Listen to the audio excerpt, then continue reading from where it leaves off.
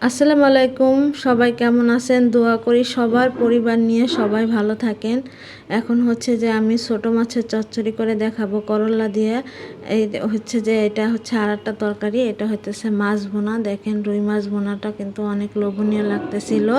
আর এখানে হইতেছে যে সেই করলা দিয়ে আর হচ্ছে ছোট মাছ দিয়ে কিভাবে চচ্চড়ি করতেছি সেটাই শেয়ার করতেছি আপনাদের। এখন হচ্ছে করলা আর হচ্ছে যে আলুটা হইতেছে আমি দিয়ে দিছি, এরপর হইতেছে দিয়ে দিছি আমি পেঁয়াজ, তারপর দিয়ে দিলাম স্বাদ মতো লবণ। এখন আমি দিয়ে দিব হলুদের গুঁড়া।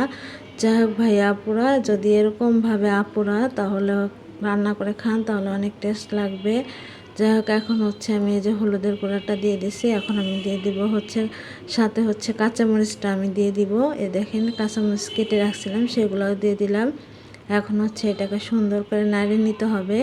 মানে এই তরকারিটা হচ্ছে যে কোনো পানি দেওয়া যাবে না, শুধু হচ্ছে যে তেল দিয়ে হচ্ছে ভাজা ভাজা করে নিতে হবে। তা হচ্ছে দেখেন আমার এই ভাজিটা কিন্তু মানে হয়ে গেছে প্রায়। তারপর হচ্ছে এখন আমি ছোটো মাছগুলো আবার হচ্ছে একটু মশলা দিয়ে তারপর হচ্ছে যে হলুদ আর হচ্ছে যে লবণ দিয়ে মেখে রাখছিলাম।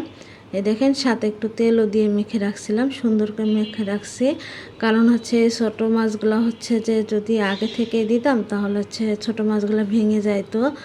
আর হচ্ছে এই যে এইভাবে যদি আপনি রান্না করেন নতুন স্টাইলে তাহলে হচ্ছে অনেক ভালো লাগবে। মাছগুলোও এতটা ভাঙবে না, তবে হচ্ছে কাঁচাও থাকবে না। দেখেন আপনারা, আরও আমি অনেক সময় শুধু এটার উপরে চুলার উপরে ভেজে নিব। একটু তেল হচ্ছে এই তরকারিতে বেশি লাগে, কিন্তু তরকারিটা খাইতে কিন্তু অসাধারণ হয়। আপনারা এইভাবে রান্না করে খাইয়ে দেখতে পারেন, অনেক ভালো লাগে। দেখেন তরকারিটা কিন্তু অলরেডি হয়ে গেছে। অনেক সময় ধরে আমি হচ্ছে যে তরকারিটাকে শুধু এই যে এরকম করে ভাজা ভাজা করে নিতেছি চুলার উপরে। জাস্ট এরকম করে ভাজে নিতে হবে। এখানে আপনারা আরও বেশি করে পেঁয়াজ দিতে পারেন, কোনো সমস্যা নাই। যার যতটুকু লাগবে সে পেঁয়াজটা একটু বেশি দিলে হয় কি করলাটা একটু তিতা কম লাগে আর কি।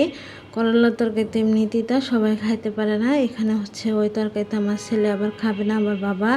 এই জন্য আমার বাবার জন্য আবার এই যে মাছ ভুনা করতেছিলাম, আর একটা তরকারি রান্না করে নিলাম আর কি।